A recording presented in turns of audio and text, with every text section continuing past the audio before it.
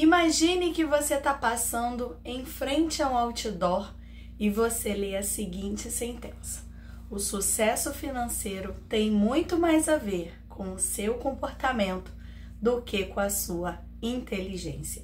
De imediato, o que você pensaria? Hoje eu trouxe para vocês algumas considerações do livro A Psicologia Financeira de Morgan Housel. É um livro muito rico, com muitos ensinamentos. Certamente conseguimos tirar no mínimo 50 lições desse livro aqui. Mas para nós discutirmos hoje e aprendermos um pouco mais sobre educação financeira, eu trago 5 lições. Algumas são pautadas já em conhecimentos que eu compartilho com vocês e outras, a finalidade é mesmo gerar uma reflexão, fazer com que você olhe para dentro de si, analise as suas escolhas e a partir disso possa determinar se, segundo o seu julgamento, você tem plantado, semeado as sementes da educação financeira.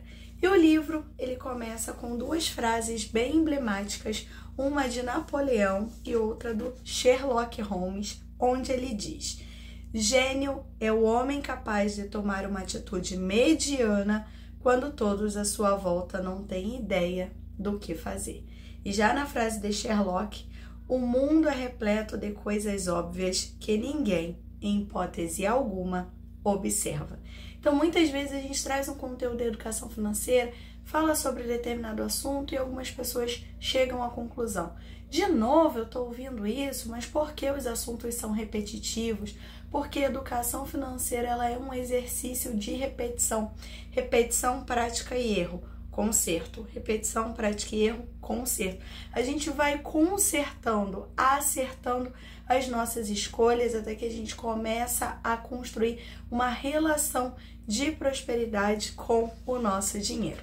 Então, a primeira lição nós já vamos encontrar de cara no iniciozinho do livro, que é na página 11, 12 e 13, onde nós chegaremos juntos à conclusão de que o tempo ele é o maior aliado da riqueza, assim como, claro, boas atitudes, boas ações. Não adianta você ter sorte, ganhar o dinheiro, se você não tem sabedoria para administrá-lo e mantê-lo. E manter não é sobre você deixar de viver ou não gastar só para ficar com o valor acumulado, e sim sobre gastar, administrar os recursos que vêm para as suas mãos de maneira prudente. Então o livro ele já começa com o título, uma introdução chamada O Maior Espetáculo da Terra, onde ele descreve um gênio que aos 20 anos projetou e patenteou um componente essencial para a vida de todos, que nós conhecemos como o Wi-Fi. Ele certamente ganhou muito dinheiro, no entanto, ele tinha comportamentos indevidos.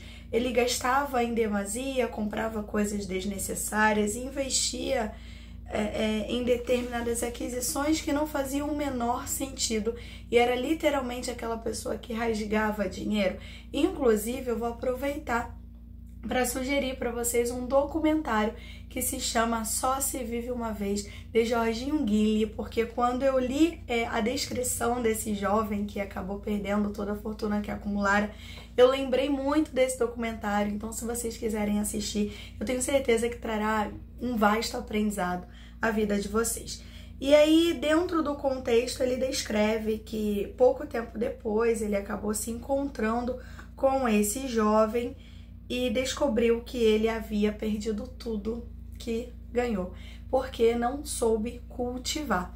E já na página 13, ele descreve um senhor que passou 25 anos consertando carros em uma oficina, na verdade em um posto de gasolina, e 17 anos varrendo o chão de uma filial, uma espécie de loja de varejo nos Estados Unidos, uma loja de departamento.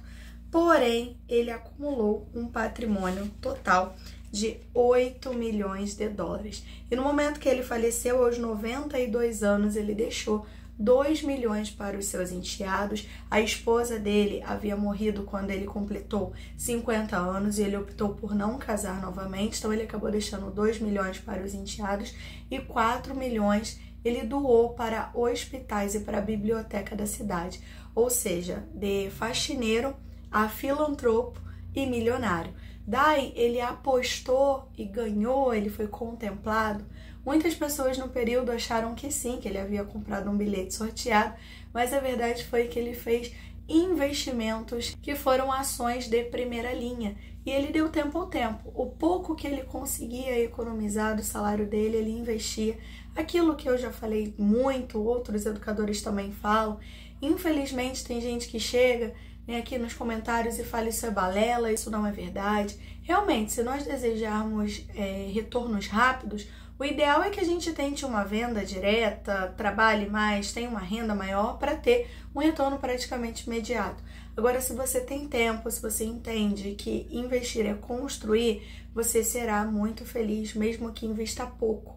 E é curioso que o livro ele descreve que ele juntou aos 38 anos, $12 mil, deu entrada não, na verdade ele comprou a casa de 2 quartos no valor de $12 mil e ele viveu ali até os seus últimos dias. Então vejamos que apesar de milionário, ele optou por ter uma vida simples. E às vezes a gente confunde a simplicidade da vida com miséria, com escassez, e não tem nada a ver. Entenda que se você quiser manter e construir um padrão de vida alto, de certa forma você fica dependente daquela manutenção. Então, por ser uma pessoa mais simples, minimalista, certamente, ele optou por manter a vidinha dele ali mais tranquila e certamente ele viveu muito bem, viu, gente? Porque, vamos lá, ele alcançou 8 milhões, no entanto, quando ele morreu, ele deixou 6 milhões. Então, fica subentendido ali pra gente que 2 milhões ele usou, para sua vida, para usufruir, para manter um padrão de qualidade com relação às suas experiências de vida. Então é sobre isso, sobre a gente não julgar a escolha do outro e se entender. Talvez algumas pessoas se mudariam para mansão ou então para uma casa mais adequada, em um outro bairro maior. No entanto, para ele, essa casa era suficiente. E é sobre isso, A vida é sobre escolhas. Então agora nós vamos para a segunda lição, que ela está localizada na página 32 e 33. E a lição que nós vamos aprender é: educação financeira é um conhecimento novo. Às vezes você está um pouquinho saturado dos assuntos porque você vive consumindo, vive aprendendo e tem muitas coisas que você já dominou. Mas quando a gente pega em um contexto geral, nós percebemos que a população ela não tem educação financeira. E aí você pode estar se perguntando, Dai, como você consegue afirmar isso com tanta propriedade? Basta analisar os índices, os dados de famílias endividadas. Cerca de 77% da população brasileira é endividada. Então, continuando a falar sobre educação financeira é um conhecimento novo, aqui na página 33 ele diz assim: uma coisa importante que ajuda a explicar por quê é tão complicado tomar decisões financeiras e por que existem tantos comportamentos inadequados é perceber o quanto esse assunto é recente. Então aqui ele faz um apanhado que na escola, por exemplo, nós aprendemos português, matemática, ciências, história. Agora, administrar dinheiro ninguém aprende. Na escola ou na faculdade, quando você se direciona para uma carreira, claro que tem a questão da identificação, da paixão pela profissão, mas também a remuneração. Afinal, nós não temos condições de trabalhar em um regime que não seja monetizado, que não seja pago. E aqui ele traz, inclusive, uma perspectiva na página 32 do porquê as pessoas acabam acreditando e caindo em golpes ou sendo enganadas, ficando frustradas. Porque muitas vezes elas vivem de salário em salário, elas possuem sonhos, objetivos, anseiam, por exemplo, por plano de saúde, em colocar os filhos em uma escola particular, em fazer viagens anuais de qualidade. E aí, no momento que surge para elas a oportunidade de tentar, a sorte, de arriscar e ter um potencial de retorno, elas acabam abraçando a causa. E por que esses joguinhos deram tão certo? Os joguinhos que pagavam, joga, usa meu código, com certeza você vai ganhar. E nós vimos a quantidade de famílias que acabou se endividando devido a essa aposta, devido a terem acreditado. quantas famílias não, infelizmente, acabaram, né? Quantas pessoas perderam bens, propriedades. Eu mesma cheguei a atender um cliente que perdeu um apartamento, gente, jogando, tá? Então, mas por quê? Porque as pessoas, elas querem o rápido, elas querem apostar, sabe? Elas querem contar com a sorte. E vocês verão agora no nosso terceiro conhecimento, na nossa terceira análise de hoje, terceira lição, que sim, a sorte é importante, mas o comportamento é muito mais, porque nós precisamos construir a nossa própria sorte na ausência do que as pessoas chamam de sorte. Então, sorte, comportamento e oportunidade precisam caminhar juntas. Aqui na página 45, ele descreve lá no último parágrafo, na verdade no penúltimo parágrafo, sobre a revista Forbes, onde ele diz o seguinte: a Forbes não coloca na capa os investidores falidos que tomaram boas decisões, mas que ainda assim experimentaram o infeliz lado do risco. Porém, quase sempre ela coloca os investidores ricos que tomaram decisões corretas ou até mesmo imprudentes e tiveram sorte. Ambos lançaram a mesma moeda que, por acaso, caiu com um lado diferente, virado para cima. Quantas vezes você se esforçou, você se especializou, você fez um curso no qual você jurou que ele ia transformar a sua vida? E no momento que você foi procurar trabalho, você simplesmente não conseguiu e acabou chegando à conclusão que o QI, ou seja, quem indique, tinha peso, né? Era importante. No entanto, imagine que você, no decorrer da vida, encontre um QI, mas não tivesse preparado para aquela indicação. Mesmo que você encontrasse alguém para te indicar, você não conseguiria assumir aquela responsabilidade, aquele cargo, porque você não estava preparado. Então, eu falo agora para vocês, compartilhando um conhecimento até mais humano. Se você estudou, se você está esperando por algo, não acredite que os seus esforços eles foram em vão. Não acredite que você não será recompensado, recompensada por aquilo. O mundo realmente não gira, ele capota. E às vezes o que nós acreditamos que foi perda de tempo e dinheiro pode ser lá na frente a nossa salvação.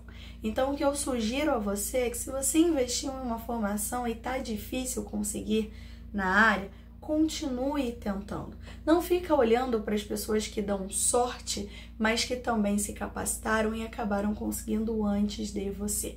Porque todos nós podemos realmente não ter as mesmas oportunidades, mas as tentativas elas são igualitárias. No entanto, no momento que você entregar os pontos, que você desistir, você não terá mais a oportunidade de concorrer. Então tente, não desista. Mas eu tô tentando, eu já tô há tanto tempo. Você pode até reformular, recalcular a sua rota, mas se você tem dentro de você que aquela formação inicial que você fez é a que você gostaria de exercer, continue tentando, porque uma hora as coisas dão certo. Agora nós iremos para a página 59, onde a lição aprendida é: quanto mais se tem, mais se quer.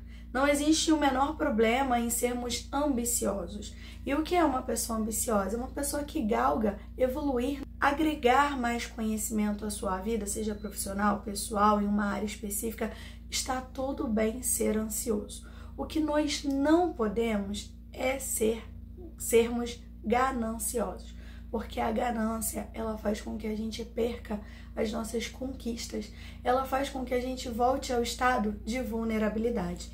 Nesse capítulo aqui, ele vai descrever entre as páginas 55 e 59 a história de dois rapazes, e um deles, inclusive, que já tinha um patrimônio de 100 milhões de dólares. Isso dava uma renda diária de 14.600 dólares por dia. No entanto, ele queria chegar ao bilhão e para isso ele não mediu escrúpulos. Como ele já era uma pessoa influente no mercado, já tinha um bom patrimônio e aquilo, networking, né, gente? Conhecimento, ele acabou tendo acesso a uma informação privilegiada No entanto, ele não podia fazer uso dessa informação para seu benefício próprio. Afinal, isso é antiético e punível. Como foi punível?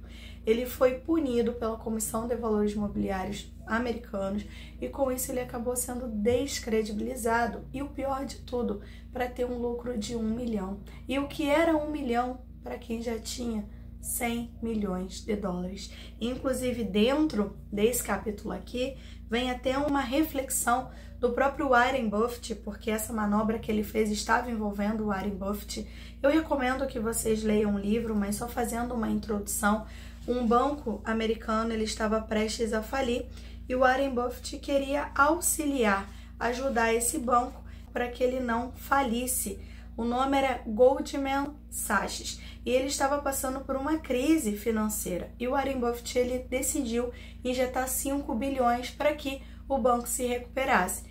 Esse rapaz teve a informação privilegiada e solicitou ao seu assessor que comprasse 175 mil ações desse banco. E aí, no momento que o Warren Buffett entra para o negócio, ele é conhecido como o oráculo de Omaha. E no momento que ele injeta esse valor, as pessoas automaticamente migram para comprar as ações e valoriza as cotas, ou seja, injetam ainda mais dinheiro no banco. E esse rapaz, ele acaba fazendo um lucro de 1 milhão de dólares. Mas com certeza esse foi o maior arrependimento da vida dele e a maior lição também. E aí, na consideração, Buffett disse assim: para ganhar o dinheiro que não tinham e do qual não precisavam, eles arriscaram aquilo que tinham e que precisavam. Isso é estupidez. É estupidez pura e simplesmente. Arriscar algo que é importante para você em troca de algo que não é importante para você não faz sentido algum. E quantas vezes nós vemos essas manobras, né, de compra uma ação que está ali na baixa, em queda, a empresa está indo mal das pernas, a pessoa não faz uma análise fundamentalista e coloca dinheiro ali só porque fica almejando lucro, né? Deixa eu fazer aqui o controle de risco, deixa eu apostar, porque quando subir eu vou ganhar muito dinheiro. Gente, bolsa de valores é coisa séria, não é cassino. A gente precisa saber o que está fazendo com o nosso dinheiro. Eu costumo até brincar, apesar de investir em renda variável, eu tenho um perfil conservador, então eu faço análises muito minuciosas nas empresas que eu vou colocar na minha carteira, ambos high grade, de extrema segurança, do setor perene, visando na maioria das vezes o longo prazo ou até mesmo a valorização se for uma empresa séria, com gestão de qualidade. Mas quantas pessoas não estão aí investindo, ensinando as pessoas a investirem de forma que façam apostas? Então isso não é ganho, né? Isso não é construção de patrimônio, isso é única e pura e simplesmente ganância, sabe? É você querer fazer muito com pouco, e a gente precisa entender que não é bem assim que as coisas funcionam. E a última lição que eu trago para vocês do livro está na página 60 e na página 61. E aqui tem muito a ver com o que eu sempre falo para vocês. Quando você for investir, não olhe para quem já investe, não se compare. Olhe para você no passado. Quem era eu no ano passado? Nossa, eu era uma pessoa que não investia, eu só tinha contas a pagar. Hoje eu já consigo reservar um valor X para investir. Nossa, mas na frente do Dadai o meu valor não é nada. Na frente do João o meu valor não é nada. Ai, acho que eu vou desistir. Você não deve desistir, porque você está construindo o seu patrimônio dentro da sua realidade, das suas possibilidades. E é aquilo que eu sempre falo para vocês, o que vai mudar a nossa vida não é o valor que a gente aporta, e sim o tempo que a gente permite que o dinheiro trabalhe, ou seja, os juros compostos. E aqui o livro ele traz a seguinte reflexão. Imagine um jogador de beisebol novato que recebe 500 mil dólares por ano. Gente, isso dá aproximadamente 40 mil dólares ao mês. Imagina você recebendo 40 mil reais. Eu nem vou pro dólar não, porque se eu for pro dólar a gente multiplica isso por 6. Mas imagina você recebendo 40 mil reais. Tá bom ou não tá? Tá ótimo, maravilhoso. Só que se a gente pega o salário desse jogador novato com um veterano, com um jogador que já alcançou o auge e recebe 430 milhões por 12 anos. Dá pra gente comparar? Não dá. Dá para esse jogador se comparar à realidade desse veterano? Também não. Só que nós não devemos nos comparar a outras pessoas. Nós devemos fazer o nosso melhor e nos compararmos a nós mesmos. Inclusive, aqui dentro desse contexto, o livro ele diz que a comparação social ela gera muita frustração e que ela nunca poderá ser vencida, porque sempre haverá o top 1.